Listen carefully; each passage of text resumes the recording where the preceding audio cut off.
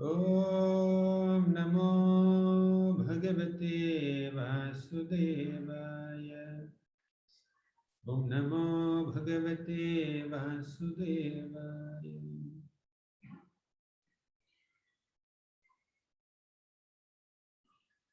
Hare Krishna. I welcome everyone for this special session on Bhisma Stuti. I thank the organizers who organized this session and requested me to speak on this wonderful topic. So this Bhishma Stuti comes in the first canto of Srimad Bhagavatam and the ninth chapter. So first canto of Bhagavatam is very deep, although it's the beginning portion of the book. Still, Vyasadeva has written this book in such a way that first canto presents very, very elevated subject matters. First three chapters of the first canto describe the glory of Bhakti Yoga, glory of Bhagavan Krishna, and also glory of Srimad Bhagavatam as a wonderful scripture. And later three chapters of the first canto also present the glorious conversation that happened between Vyasadeva and Narada Muni, and how Bhagavatam actually took birth. Not Bhagavatam is unborn like Krishna, but how Bhagavatam in its current form is put into writing by Vyasadeva. What was the inspiration of Vyasadeva? Narada Muni inspires. Then from the seventh chapter onwards, we see the story of Parikshit Maharaj and Sukadeva Goswami. And while narrating the incidents that happened in Pandava's life, while narrating about the birth of Parikshit Maharaj, Suta Goswami also narrates the prayers of Queen Kunti and the departure of Bhishma in the 8th and 9th chapters of first canto. So prayers of Queen Kunti are very wonderfully described there, and they are explained so nicely by Prabhupada in his purports and many other acharyas also. And these prayers are very dear to several Vaishnavas. So devotees continue to seek great inspiration from these wonderful prayers. And Kunti Maharani's chapter is finished in the 8th. Kunti Maharani's prayers are completed in the 8th chapter. Now 9th chapter describes the whole episode of Bhishma. So at the end of 8th chapter, we see that Yudhishthir Maharaj was overwhelmed with guilt. He was feeling so morose, sad, that just to establish him as the king of Hastinapur, so many thousands and thousands of people have been killed on the battlefield of Kurukshetra. So it's very surprising that Yudhishthir, who is supposed to be the king, has become so overwhelmed with guilt just after the war. It was a little too much. And Krishna tried to console him, but Yudhishthir is not getting consoled. And even Vyasadeva tried. No, Yudhishthir Maharaj was not pacified.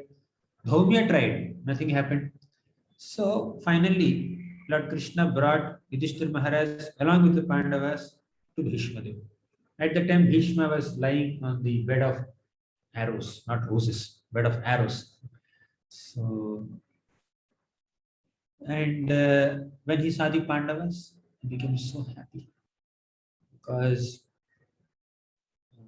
Bhishma has seen Pandavas struggling so much because of the atrocities done by Duryodhan, Dushasan, Karna, Sakuni, supported by Dhritarashtra the king. So finally, in his final moments, when Krishna brought the Pandavas, Bhishma saw the Pandavas, he became so happy.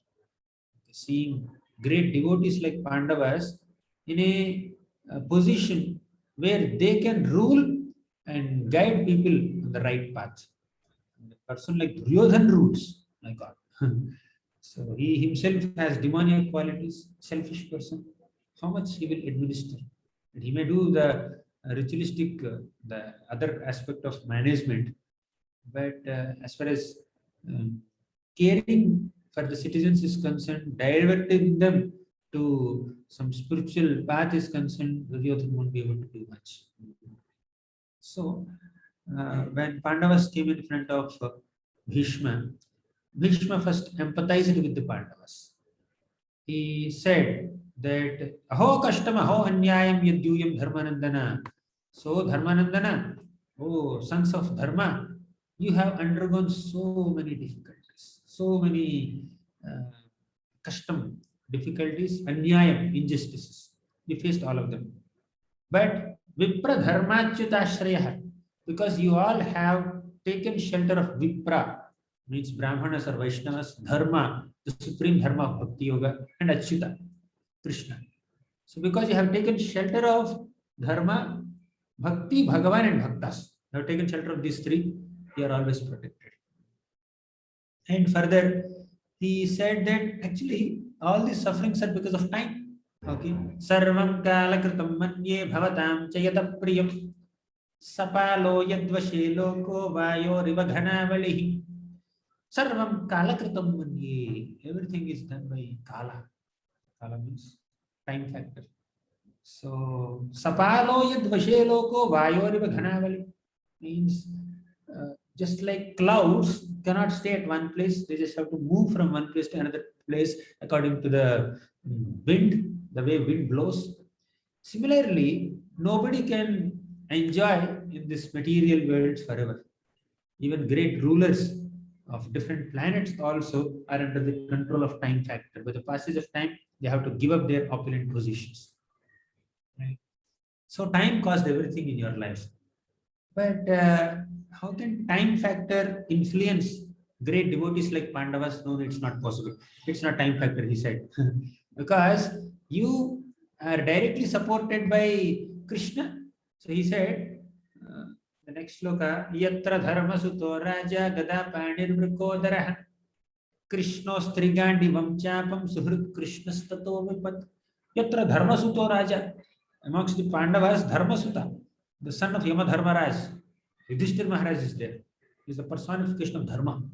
He is very mature in spiritual knowledge, spiritual wisdom. And Gadapanir Vrikodara, the most powerful Bhima, was also there. Bhima has the strength of 10,000 elephants in one arm, right? What does that mean? You keep 10,000 elephants in one row, and Bhima would punch the first elephant, and the 10,000th elephant in the row will fall down. Okay, you can just imagine what must have happened to the first elephant. So in this way, Bhima is so powerful, and Arjuna is so powerful. Krishnosti Gandivam Chapa. He has this Gandiva bow. He's so powerful. He's a very celebrated warrior. And on top of all this, they had Krishna as their direct well-wisher. Still, they went through so many calamities, so many difficulties, so many atrocities. So, how is it possible? Then finally, Bhishma says that it is all because of Krishna's plan. Tasmad idam daivatantram. Everything is done by Krishna's inconceivable plan, and even great exalted personalities also cannot understand his plan. Nahiyasya karhichit rajan puman veda vidhitsitam yadvijignyasaya yukta bhuyanti kavayopihi. So, Bhishma says, even exalted personalities, even the uh, wise scholars and philosophers also get bewildered in trying to understand the inconceivable plans of Krishna. So it is Krishna's plan that you sit on the throne of Hastinapur, you please rule. So then Yudhishthir Maharaj is pacified. And at this moment, Bhishma glorifies Krishna. So Bhishma Stuti begins from here. Actually, there is after a few verses, it again begins more deeply. But at this moment, from the 18th shloka onwards, we see Bhishma beginning to glorify Lord Krishna. He says, Yesha vai Bhagavan Sakshat Adyo Narayana Kuman Mohayan Mayaya Lokam Gudhascharati Vishnisham Yeshavai Bhagavan Sakshat, this personality who is sitting here with a blackish complexion, with a yellow dhoti, with a peacock feather on his head, is not an ordinary person. You are considering him as your maternal cousin. But he is Bhagavan, he is the supreme Bhagavan, the supreme possessor of all divine opulences, right? And Adyo Narayana Kumar, he is the original Narayana. So Mohayan Mayaya Lokam, he is bewildering people in this material world by wandering like a human being in Vrishni dynasty. Right? Godhascharate Vrishni. Right? He said like this. So he understood, Bhishma understood the exalted position of Krishna. Mahajans only can understand Shiva, Narada, Kapila, and Bhishma, such great personalities, Yamadharmaraj, they all can understand position of Krishna. Not everyone can understand. So Krishna, Sarvatmanaha, Krishna is present within the hearts of all living beings. Sarvatmanaha, Samadrishaha, is equally kind to everyone. Anahankrutehi, Anavadyasya, he has absolutely no faults in his character, in his personality, and his freedom is freed from Ahankara, the false ego of differentiating between people. So Krishna is completely faultless, right?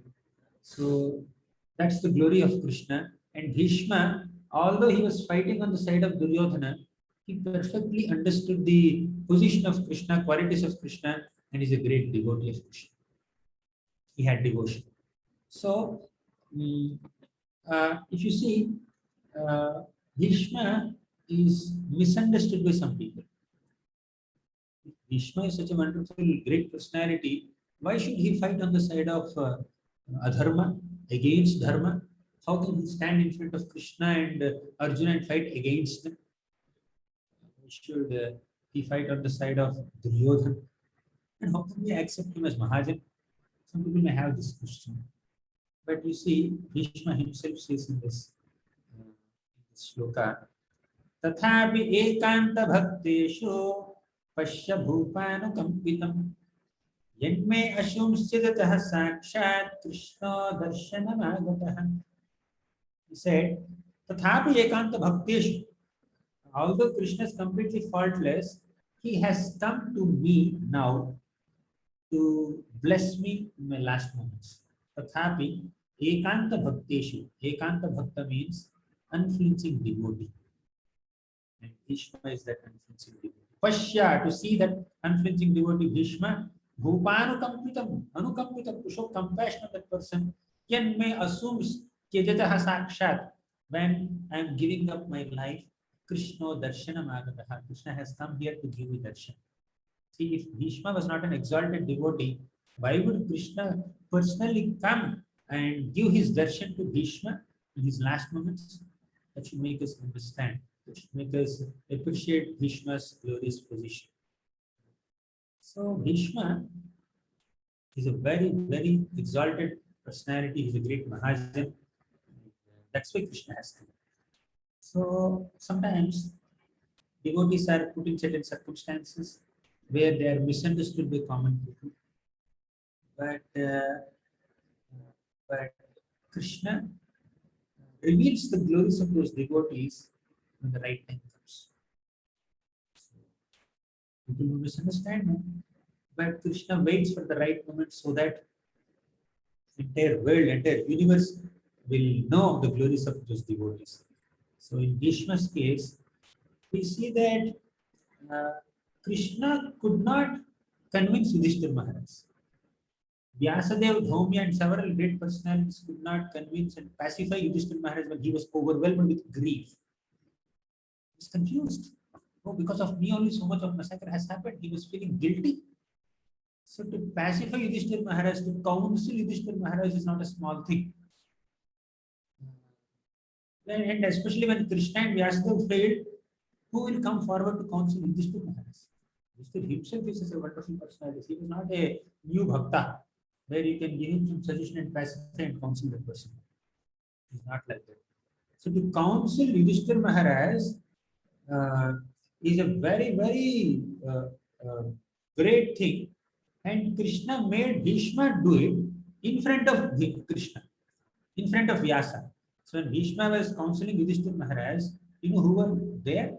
Krishna was there, Vyasa, Gauranga, uh, Sukadeva Goswami was there, Vishwamitra was there, Jamadagni was there, Parashuram was there.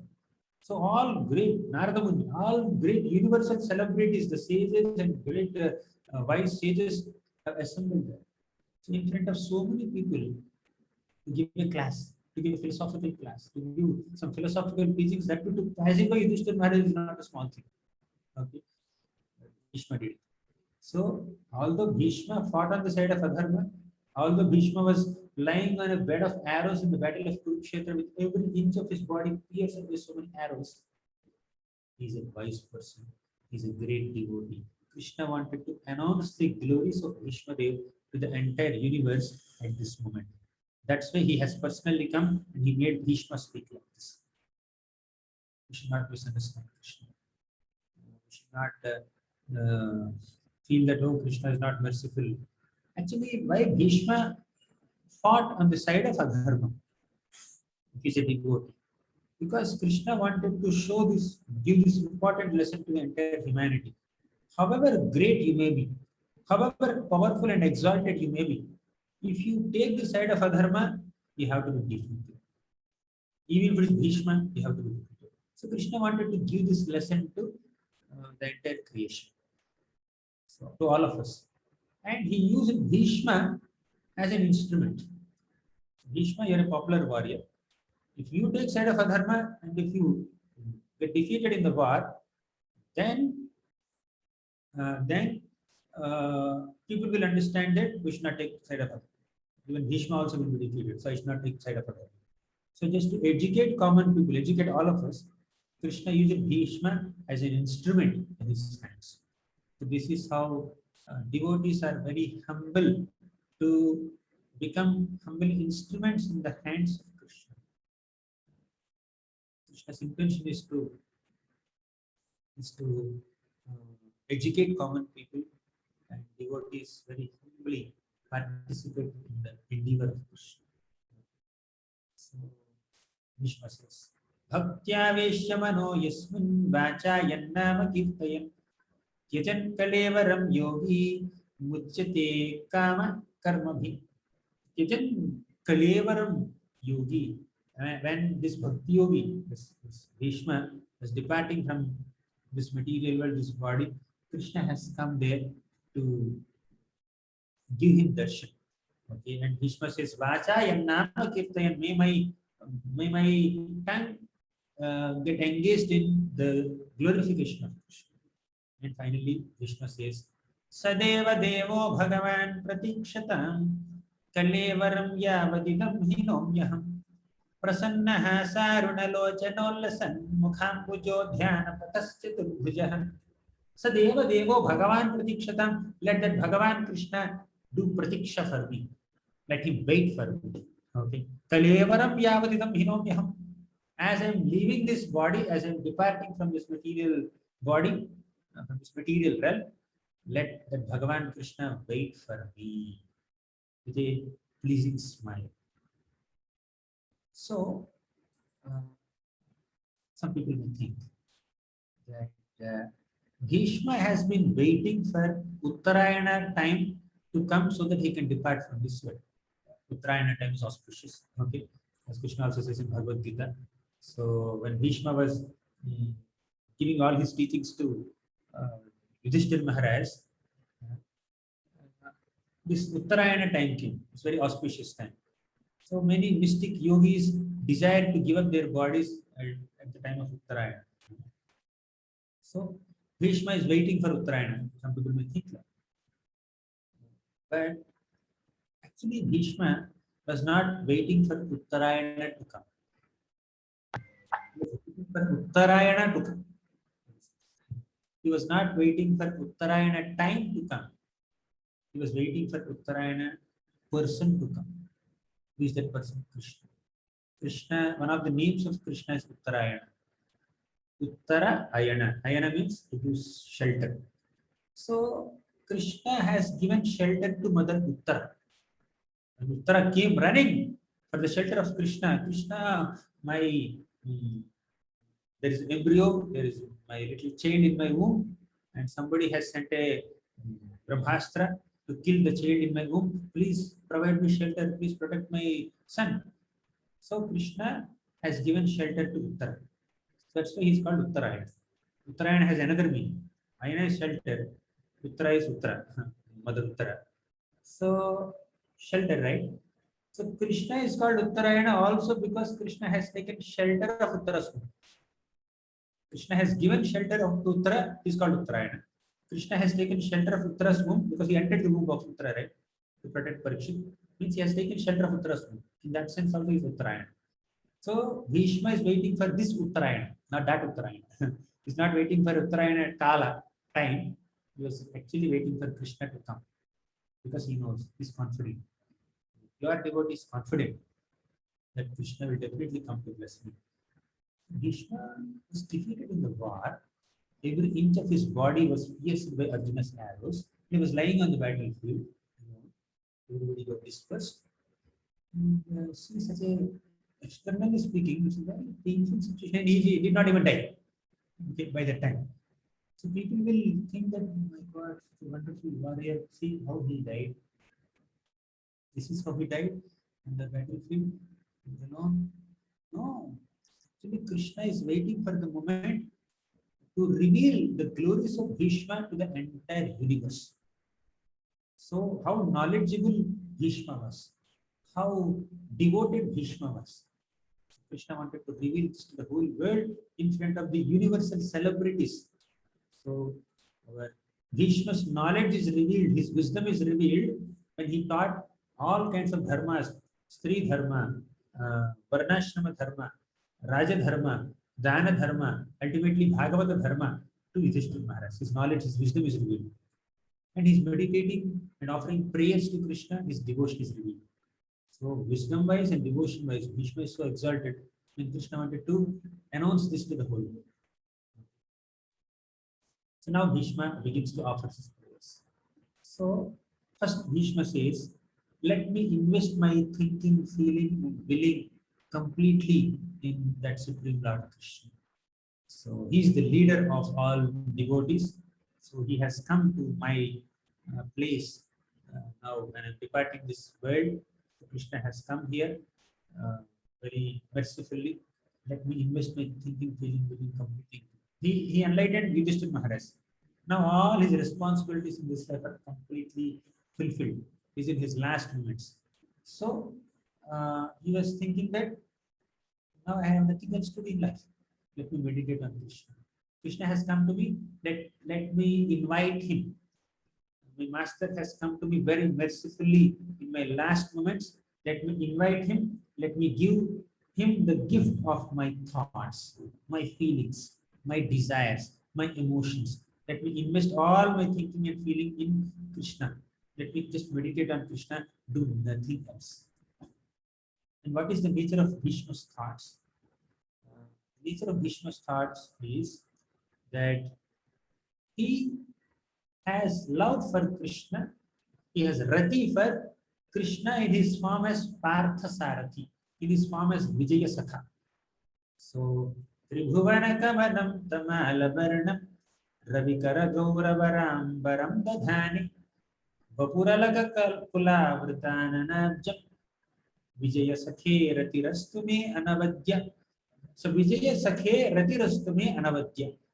Let that Vijaya Sakha, Vijaya is one who is victorious, Arjuna. Vijaya Sakha is friend of Arjuna, that is Krishna. So Krishna likes to be addressed in relationship with his devotees. So Bhishma addressed Krishna as Vijaya Sakha and he said that Tribhuvana Kamanam Tamala Varnam Ravikara Gaura Parambaram Dadhani. They let that Supreme Lord Krishna give me darshan. And Tamala Varnam, he is in the complexion of Tamala tree, which is blue complexion of Tamala tree. Okay. So Ravikara Gaura Varambaram Dadhani. He is wearing a wonderful cloth, yellowish cloth that is shining in the sun. Ravi, as the sun is setting, the, his clothes are also shining, and his beautiful face is nicely framed with curly locks. Right? So May I have Rati for the Vijaya Sakha. So, on the battlefield of Kurukshetra, Krishna was more merciful to Bhishma than Arjuna. Because uh, Krishna was driving the chariot of Arjuna. Arjuna was in the chariot behind Krishna, and Bhishma was in front of the chariot facing Krishna, before Krishna. So Krishna's darshan is constantly available for Bhishma, not Arjuna. Arjuna was only seeing Krishna from behind, but Bhishma was able to see Krishna from front. So Bhishma is more fortunate. Right? So Bhishma is definitely a Dasya Bhakta. He has like the mentality of a servant of Krishna, but he wants to serve Krishna in a particular flavor. The secondary rasa there is Virya rasa, the mood of chivalry. He wants to see Krishna as a warrior, and he wants to fight with Krishna as he's throwing his arrows on Arjuna. Some arrows go on Krishna also, and there is some transcendental blood that comes out of Krishna's body, and there is some transcendental perspiration that is there, that is seen on Krishna's face. So, Bhishma likes this darshan. Prabhupada says, just like some devotees offer flowers to Krishna, Patram, Pushpam, Phalam, Toyam, they worship Krishna like that. Bhishma also worships Krishna with arrows, not with flowers exactly. Okay. Yudhitvaraga Rajo, Vidhumra Vishwak, Kuchalalita, Kuchalulita, Shram, Smaravas, Shramavari, Alankrishit, Alankrashyi, Mama Nishita Sharair, Vividhyamana, Tvachi Vilasat Kavachestu Krishna Atma. So let my mind go on to Krishna on the battlefield. Yudhi Tvaraga Rajo Vidhumra Vishwak. So he on the Yuddha Bhumi, in the battlefield of Kurukshetra, he's holding reins of horses who were driving the chariot, who tied to the chariot. And his face was filled with sweat. His skin was wounded by the sharp arrows of Bhishma. Bhishma is relishing that darshan. So may I have Rati for Parthasaka. May he be the object of my attraction. May his lotus feet be the object of my attraction. So Bhima is such a, Arjuna is such a wonderful devotee. Krishna uh, wanted to protect Arjuna in all ways. And one day, Bhishma took a vow in front of Duryodhana. Duryodhana said, Bhishma, you are such a wonderful warrior, but although so many days passed, still you could not kill Arjuna. You could not kill any of the Pandavas. What is this? He became a little upset with Bhishma, and he even blamed Bhishma, saying that you are showing partiality. You are partial towards the Pandavas. You are not showing your full power. Duryodhana said like this, Bhishma became angry and grave and said that tomorrow I'll kill the Pandavas. Here are the 5 arrows. With these 5 arrows, I'm going to kill the 5 Pandavas. This is my plan. Unless Krishna intervenes, Krishna has actually taken a vow not to pick up a weapon. Unless Krishna picks up a weapon on the battlefield of Kurukshetra, tomorrow I'm going to definitely kill the 5 Pandavas. And Bhishma took this vow. Duryodhana said, my dear grandfather, give me those 5 arrows. I will keep them safely in my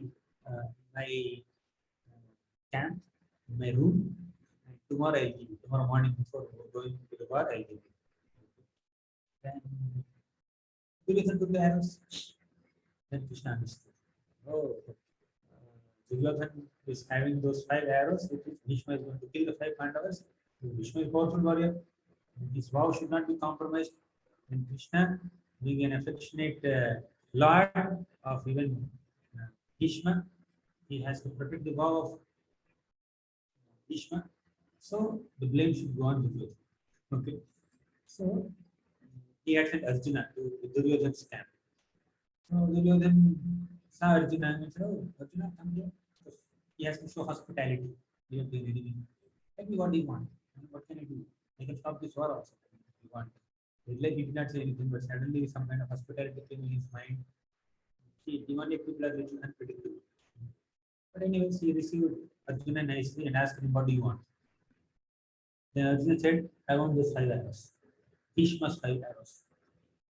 Then Duryodhana promised, so he gave 5 arrows. Earlier, Duryodhana did not give 5 villages. Now he gave 5 arrows because he promised. So demonic people cannot be trusted. Anyways, he gave the 5 arrows, and Arjuna just got the 5 arrows. And next day morning, Bhishma came to Duryodhana and said, "Give me the 5 arrows. I will give Pandavas today." Duryodhana said, "No, these 5 arrows are taken by Arjuna. I won't have them." Then Bhishma understood, "Oh, this is Krishna's plan, master plan to protect the Pandavas." See, Krishna is so affectionate towards the Pandavas. So Bhishma was the servant of Krishna, and he appreciated Krishna's quality, Krishna's love and affection for the Pandavas. Still, being a devotee, Virya Rasa, Bhishma also said, "Okay, today let me see how Krishna is going to protect Arjuna." He fought. Uh, he fought with Arjuna. At one moment, he was about to kill Arjuna. Then Krishna became upset. Krishna was brought down from his chariot and picked up a chariot wheel and started charging uh, towards Bhishma. Because earlier Bhishma has taken a vow, unless Krishna picks up a weapon, nobody can protect Arjuna today.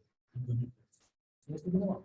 So Krishna has to protect Arjuna, and Krishna also has to protect Bhishma's vow. So the only means he had is to compromise on his own vow. He has taken a vow, "I will not pick up a weapon." So Krishna has taken a vow not to pick up a weapon. But unless he picks up a weapon, Arjuna cannot be saved because Bhishma has taken a vow. So uh, he has to protect his vow. He has to protect Arjuna's life. He also has to protect Bhishma's life, Bhishma's vow. So see, Krishna also sometimes has to fall into some tricky situations where he has to protect his vow and he has to protect devotees' vows also, devotees' lives also. So that's why Krishna says in Bhagavad Gita, "Kaunteya pratijanihi name bhaktah pranasya." My devotees will never perish. Kaunteya, Arjuna, you go and declare. If I declare, I have a tendency to compromise on my own vows. But if my devotee declares, I have to protect the declaration of devotee. I have to protect the words of my devotee. That's why the Lord came in the form of Narasimhadev. Prahlad said, "Yes, my Lord is there in this pillar also, definitely. You can see, open the pillar and see."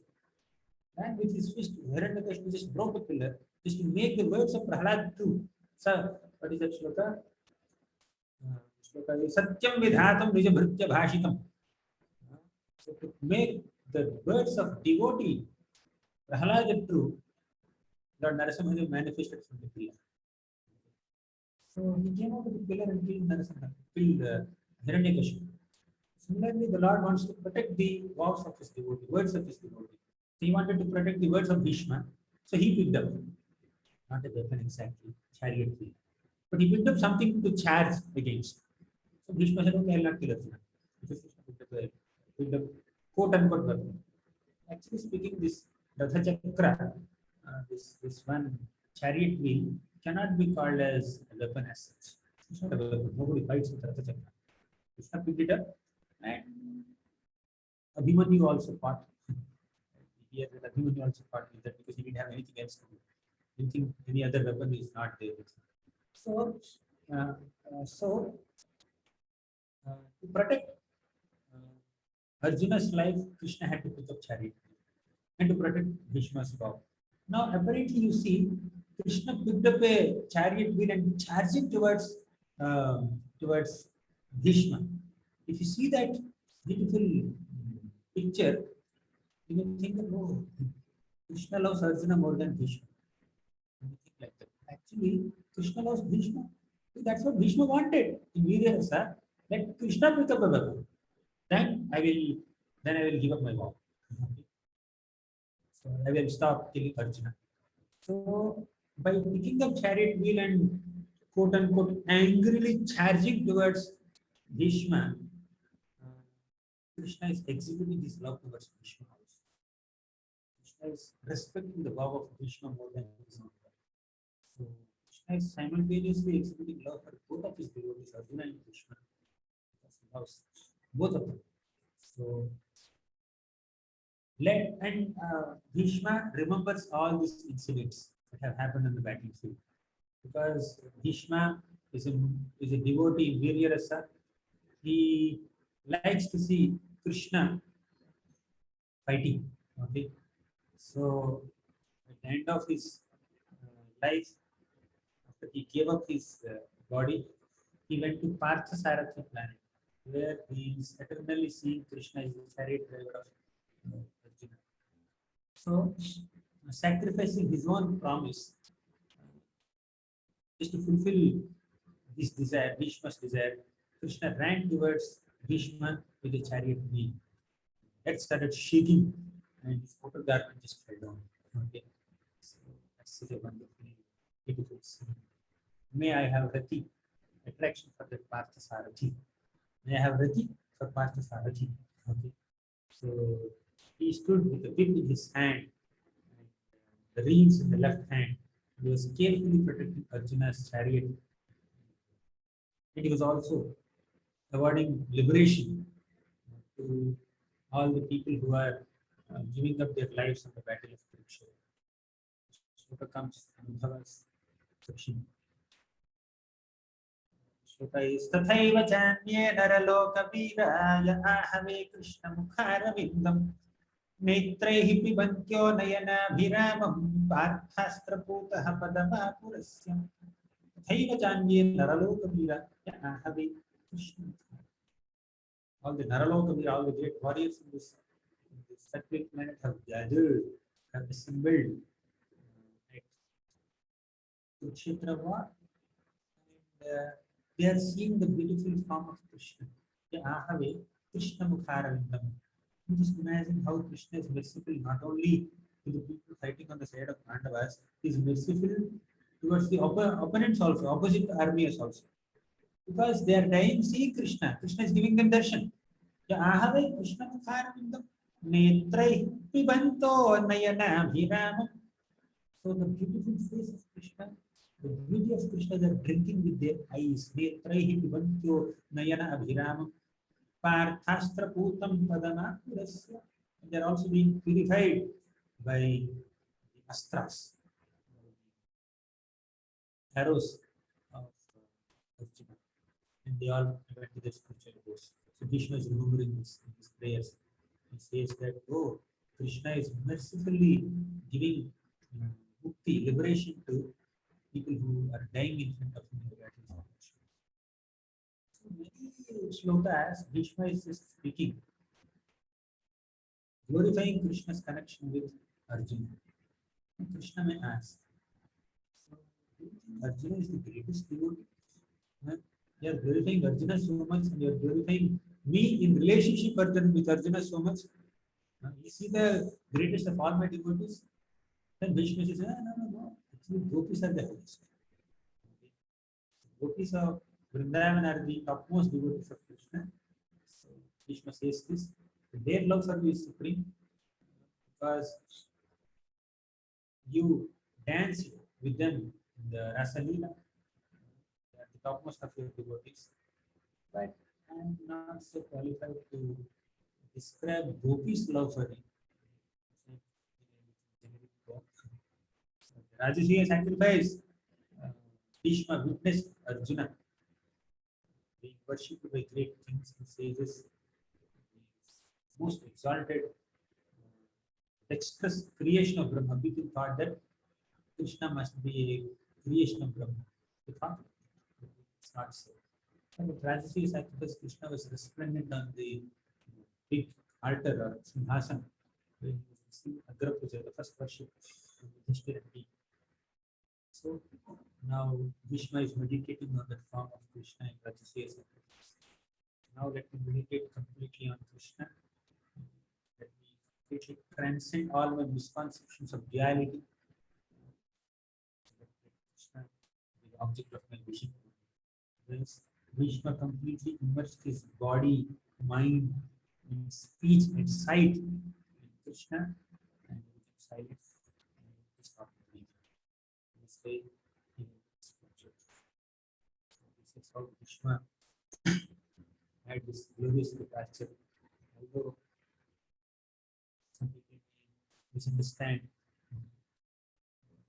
some certain personalities, judge them based on their external activities. We see the intentions of a person behind these activities.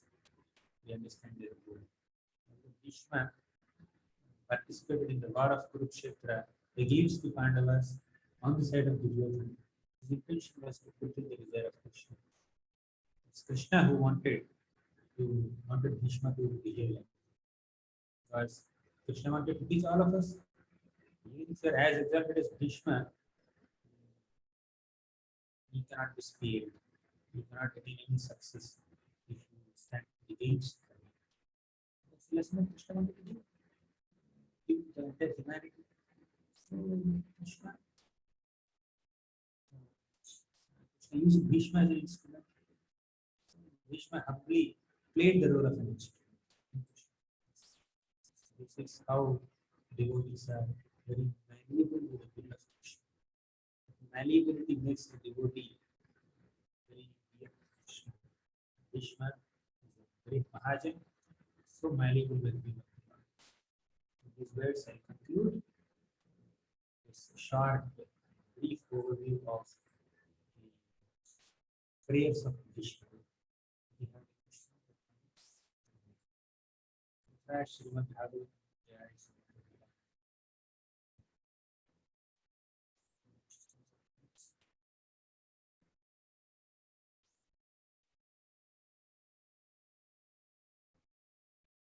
Okay, no questions?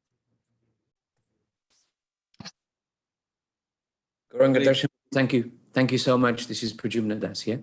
Thank you so much for taking us through the insight to the prayers of Bhishma Dev there.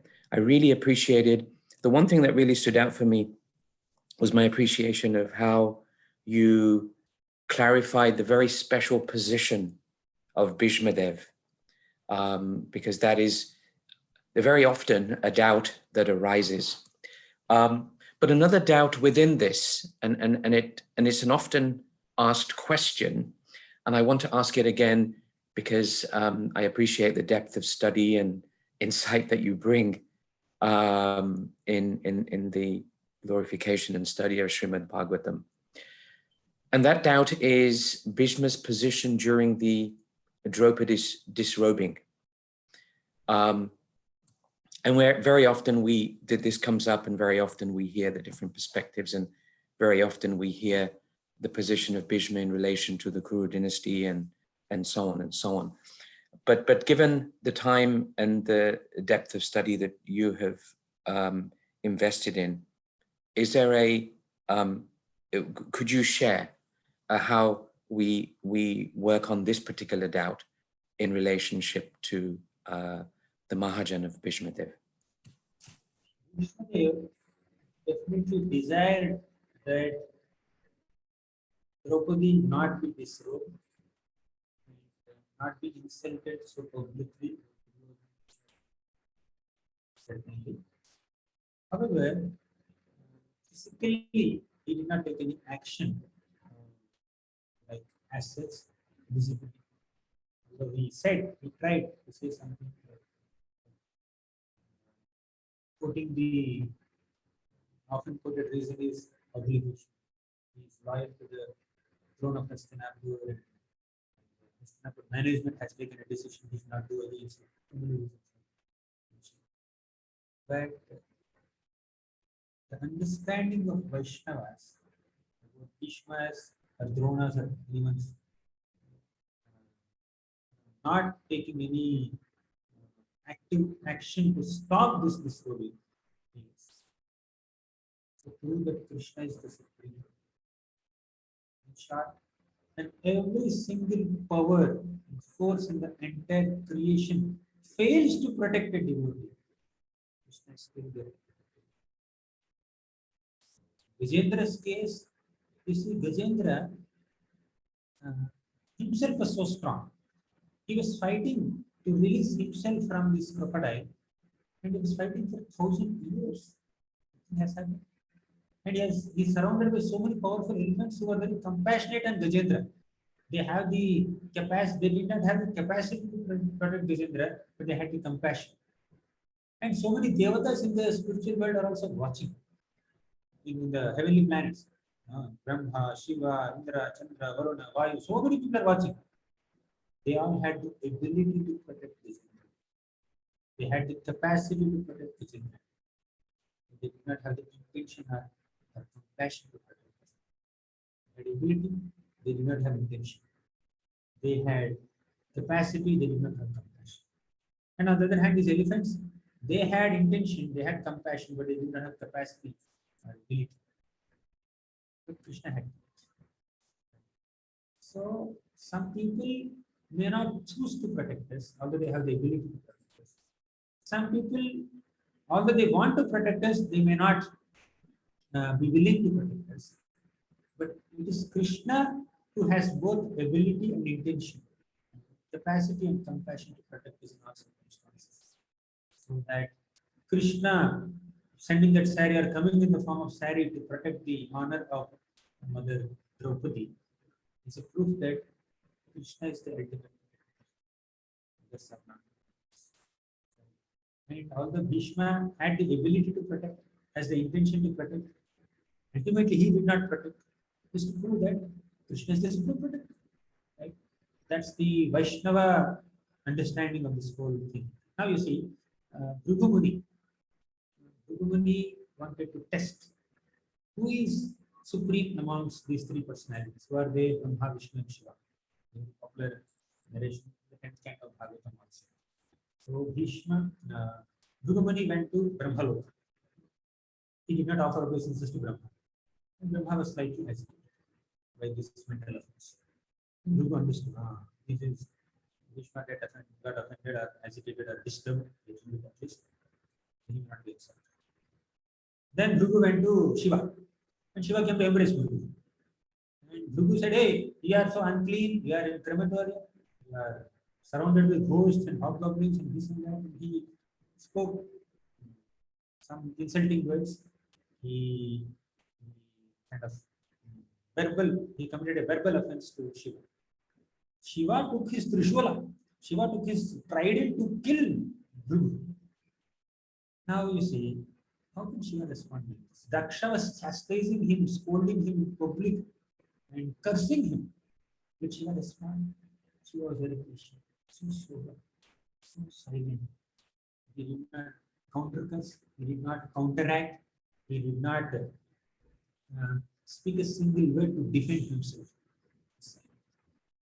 And when Nandi is trying to defend himself and he was chastising Daksha and all, Shiva just got up and left from there to stop this cursing and counter cursing. So now such a tolerant Shiva, such a sober and grave Shiva, why should he take a trident to kill Bhrigu Muni?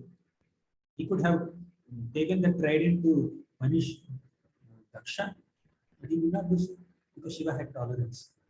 But why did he not exhibit the tolerance in the case of Bhrigu? Why did he take a trident to kill Bhrigu? Answer is Shiva understood the intention of Bhrigu.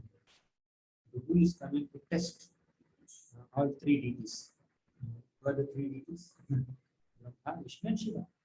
So he's trying to test who is the supreme. Of course, I am not the supreme. He is the supreme. Vishnu is the supreme.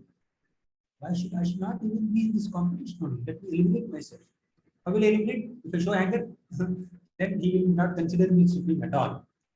So, although he had the ability to tolerate, he purposefully did not exhibit tolerance to glorify the Lord.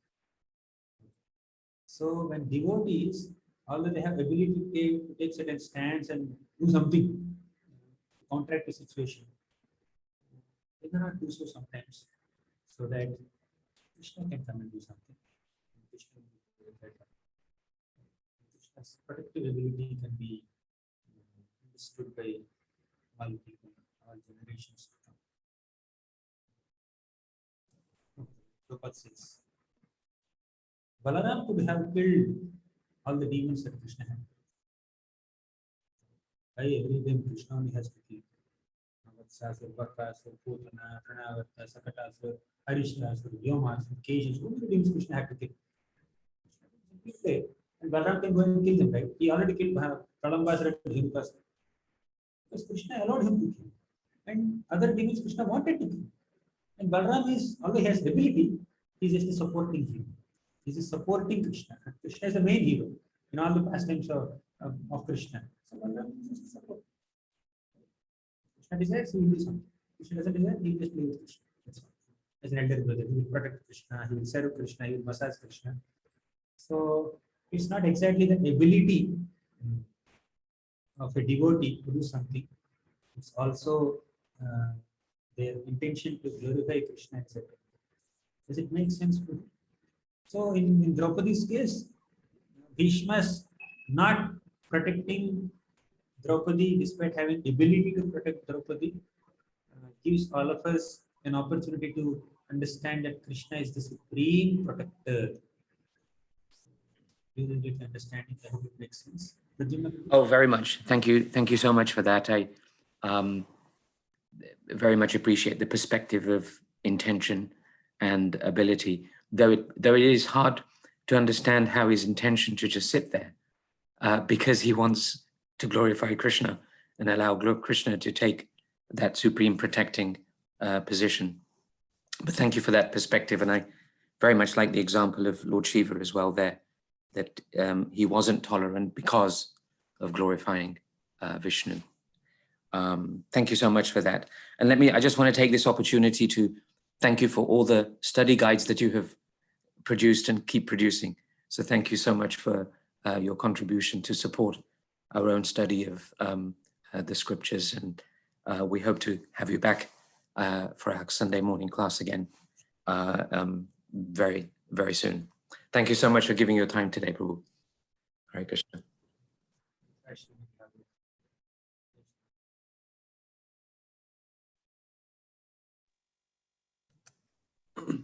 Hare Krishna devotees, if you have any questions, please come forward, unmute yourself and ask questions to Gauranga Darshan Prabhu.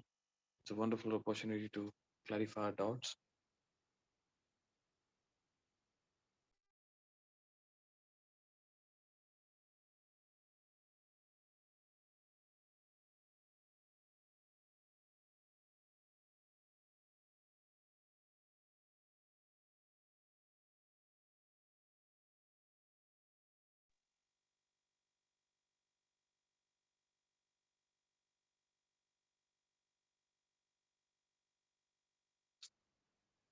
It looks like everyone is satisfied. Thank you so much, Gauranga Darshan Prabhu, for your time and wonderful class. I wish you a very happy new year. His Grace Gauranga Darshan Prabhu ki jai. Thank you everyone for participating. Yeah.